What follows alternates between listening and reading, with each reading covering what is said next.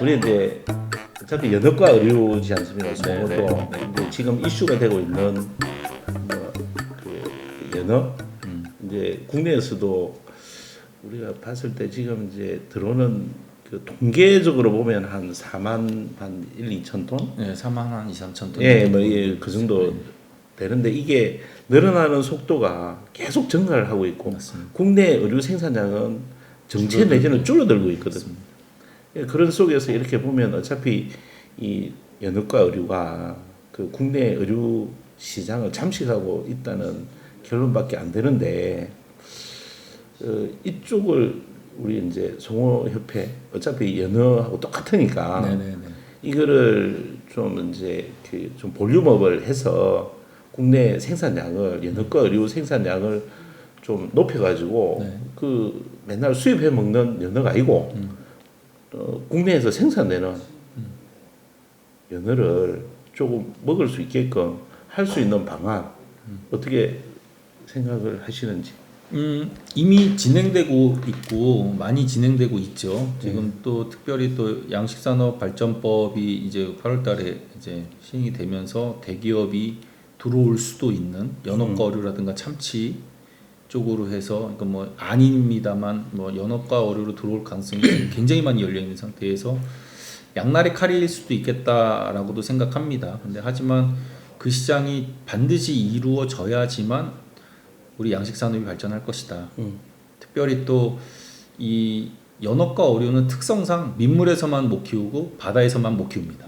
맞아요. 민물과 바다가 왔다 하나가 갔다, 왔다 갔다 돼야지만 해요. 예. 프로세스가 맞아 돌아가요. 예. 그렇기 때문에 이게 뭐 우리나라만이 아니라 뭐 연어를 제일 많이 생산한다는 노르웨이나 칠레도 똑같은 프로세스를 하고 있기 때문에 내륙과 바다 해면이 같이 되는 사업이 연어거든요.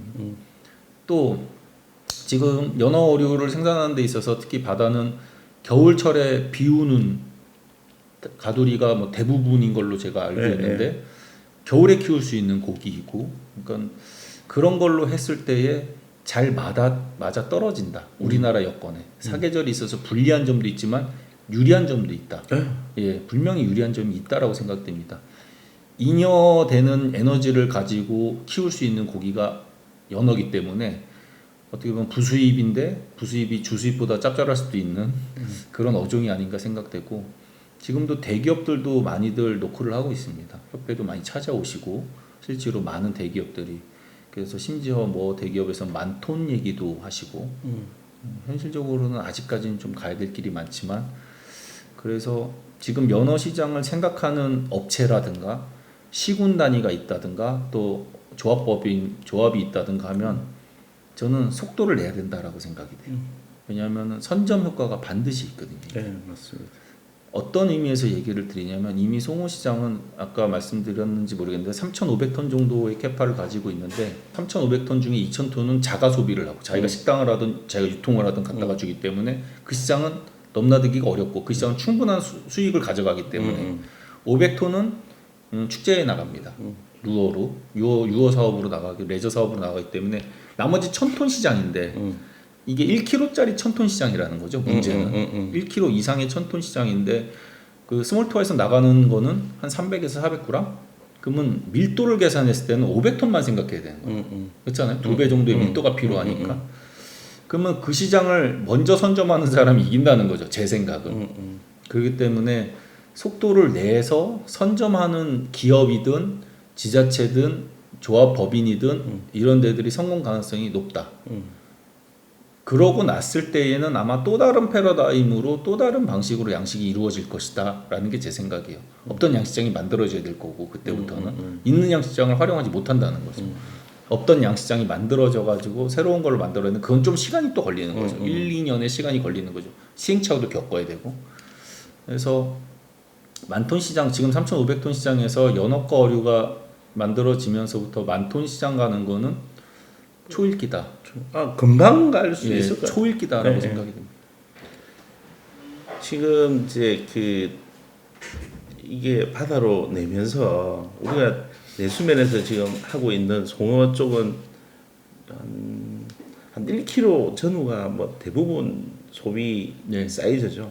800g 정도에서 키로 500 정도가 소비되는 사이즈입니다. 예, 근데 이제 그런 게 이제 바다로 나가면 아무래도 사이즈가 커지겠죠, 그죠? 맞습니다. 네. 커져야 맞습니다. 예, 그러면 그 어느 정도 사이즈가 뭐 키울 수 있겠습니까?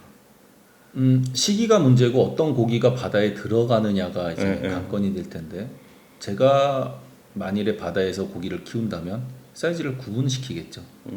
그래서 어떤 건 1kg도 넣고 어떤 건 300g도 넣어서 1kg짜리는 3개월이면 이론상으로는 얼마큼을 키울 수 있냐면은 이론상으로는 이게 복리 계산으로 늘어나기 때문에 네, 맞아요. 1kg짜리를 바다에 넣어서 하루에 1%의 사료를 주면은 한 달에 30%가 늘어나니까 130g짜리가 됩니다. 그 다음 달에는 130g짜리를 1%를 주기 때문에 거기에 30%를 더하면은 400g 정도 420g이 늘어나겠네요. 1.8, 약 2kg 가까이. 그러면 넣어서 2달 만에 1.8kg가 되는 거고 그 1.8kg부터는 이거는 기하급수적으로 늘어납니다. 그랬을 때의 그 양은 어마어마할 거고 그렇다면 한 3개월 정도 키우면은 못 키워도 3kg쯤 안 될까요?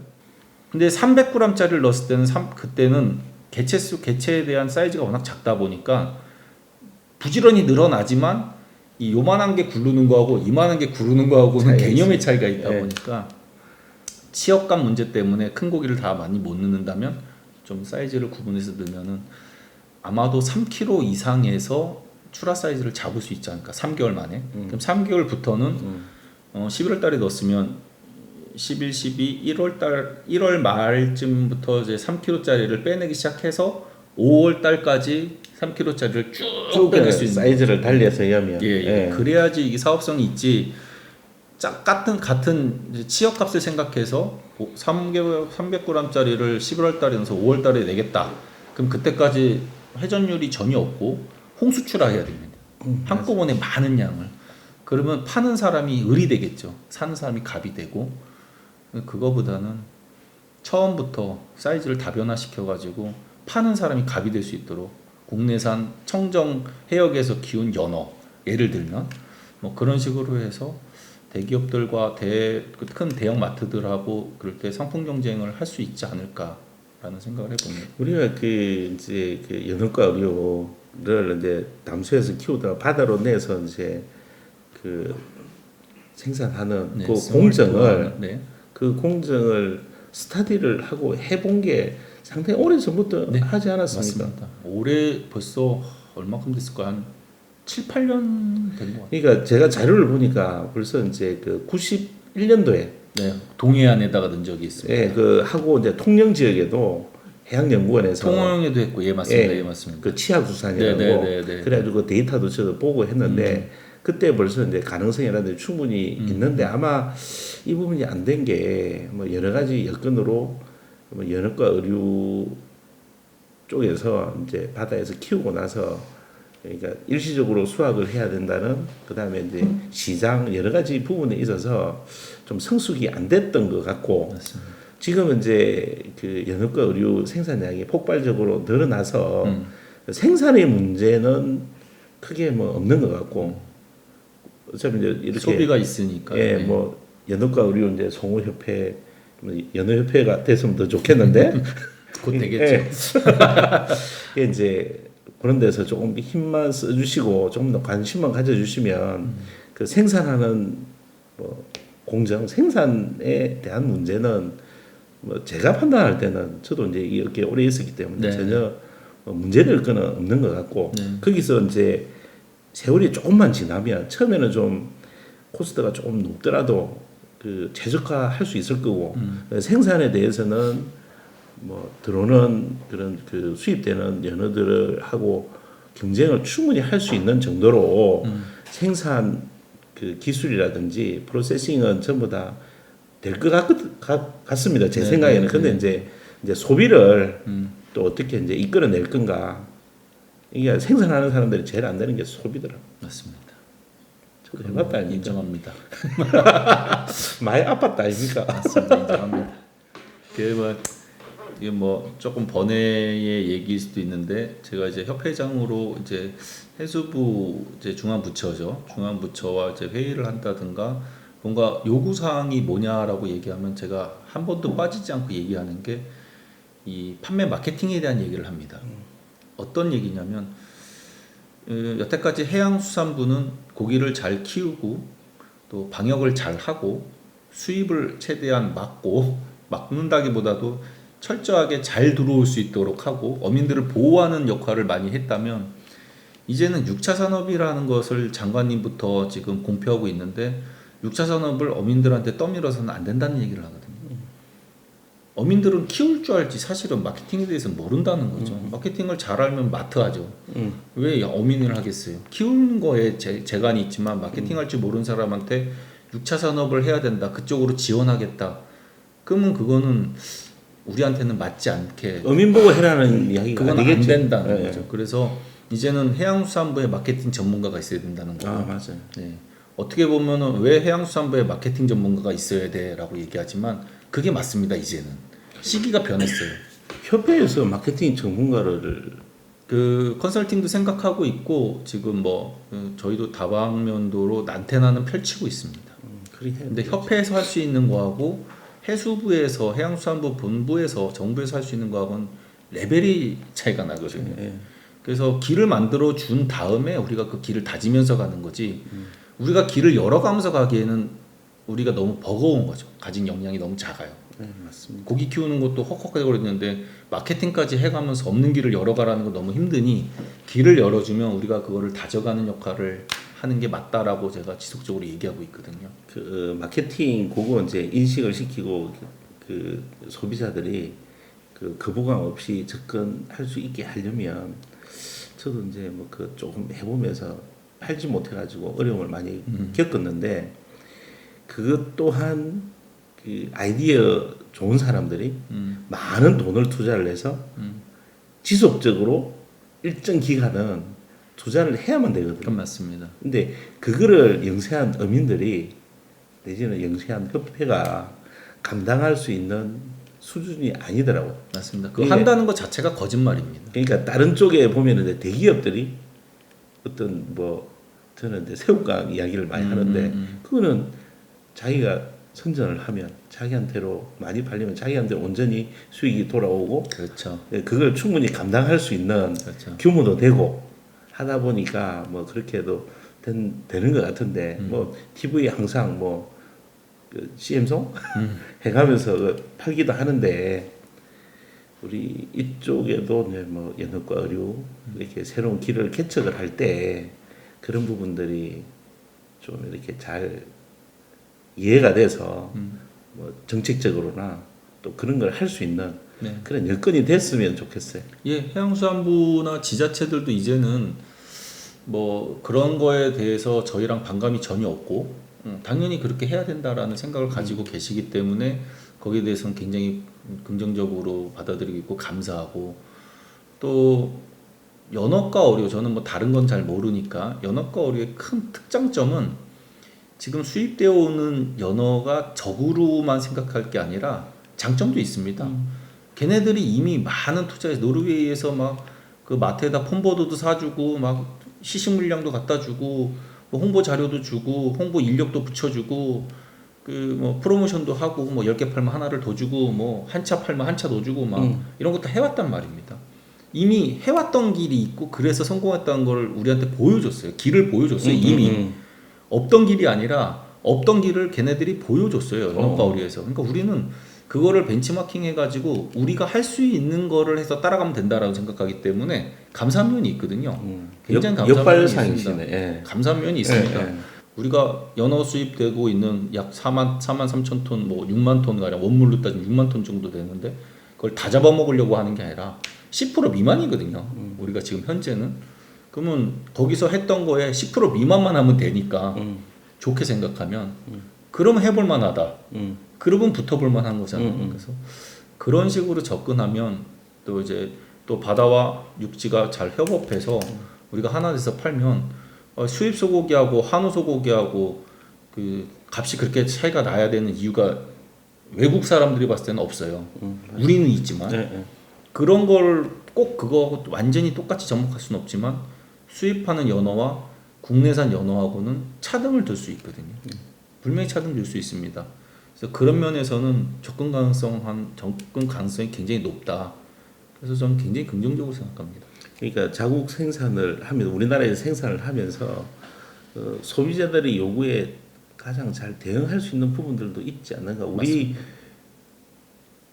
수산의 입맛이나 서울에 강남에 계시는 분들 입맛이나 비슷하지 않습니까? 맞습니다. 똑같이 외국 입맛 외국에 있는 사람 우리나라 입맛 잘 모르잖아요. 또 대응이 빠르고 우리는 바로 맞춰줄 수 있지 예. 않습니까?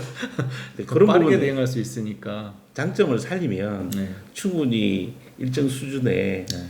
그 시장을 점유하는 것은 전혀 문제가 없을 거라고 저는 생각을 하거든요. 저도 그렇게 생각합니다. 신선도 면에서 이제는 그 맛있는 먹거리를 떠나서 이제는 안전한 먹거리를 찾는 시대가 이미 됐고 이제 그러고 있는 시점에서 유럽에서 들어오는 연어는 최소 3일이거든요. 최소 3일 돼야지 내 입에 들어오는 겁니다. 근데 우리가 연어를 생산해서 예를 들어서 이게 경남 지역에서 연어를 생산해서 또 동해안 지역에서 연어를 생산해서 그거를 소비자 입에 들어갈 때까지 얼마큼 걸리냐면 그 다음 날도 가능합니다. 우리나라 물류는 우리나라 전 세계 1위입니다. 아니 오전에 잡아서 네. 고속버스로 보내면 바로 먹을 수 있죠. 퀵으로 바로 횟집으로 배달됩니다. 예, 그러니까 그런 신선도, 안전성에서는 탁월하다. 우리가 또 햅삽 인증 제도가 우리나라가 굉장히 잘 돼 있기 때문에 그런 것들도 또 관리가 잘 되고 있기 때문에 안전성으로 접근을 한다면 국민들도 안전하고 신선한 먹거리를 마음껏 먹을 수 있는 거죠. 뭐 숙성 연어가 맛있는 게 아니라 솔직히 모든 어류는 바로 먹는 게 맛있습니다. 그럼 뭐 얘기할 게 없습니다. 바로 먹는 게 맛있어요. 그러지 못하니까 숙성돼도 맛있네가 이제 사실은 숙성돼도 맛있는데 그게 와전됐다는 생각이 많이 들고 유럽에 가서 우리가 연어를 먹어봐도 바로 먹는 게 맛있지 않습니까? 아무래도 물러지죠.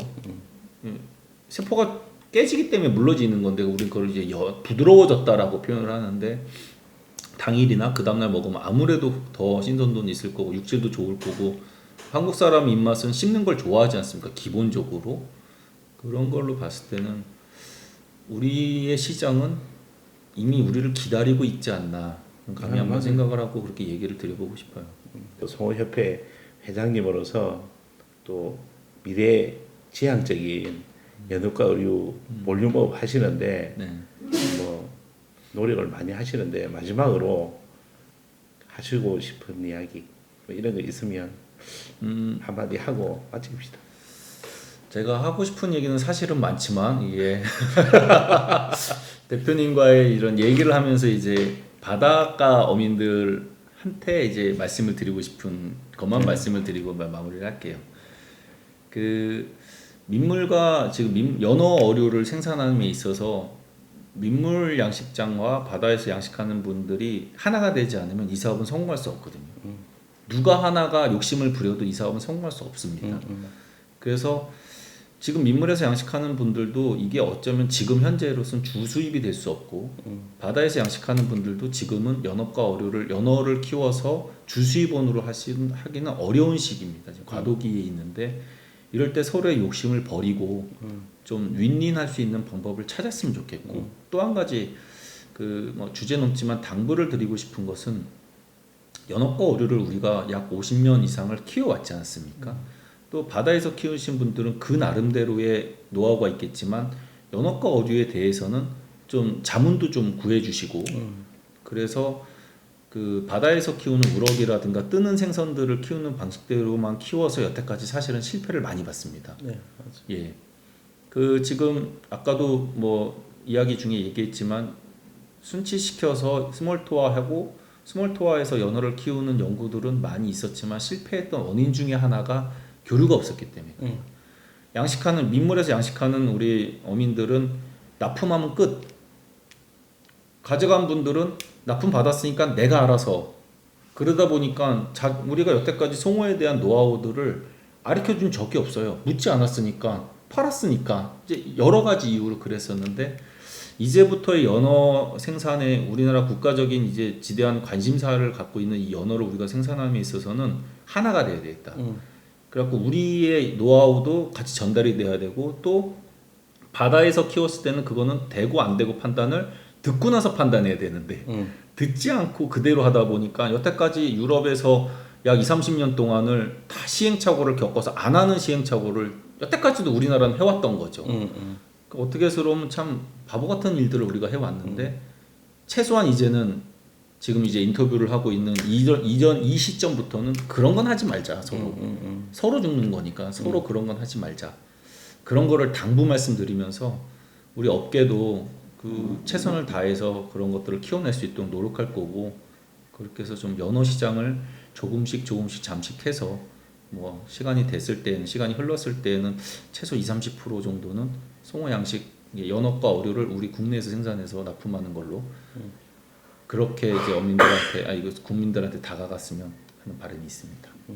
다 잘 됐으면 좋겠습니다. 감사합니다. 잘 될 겁니다. 자주 보시다. 잘 될 겁니다.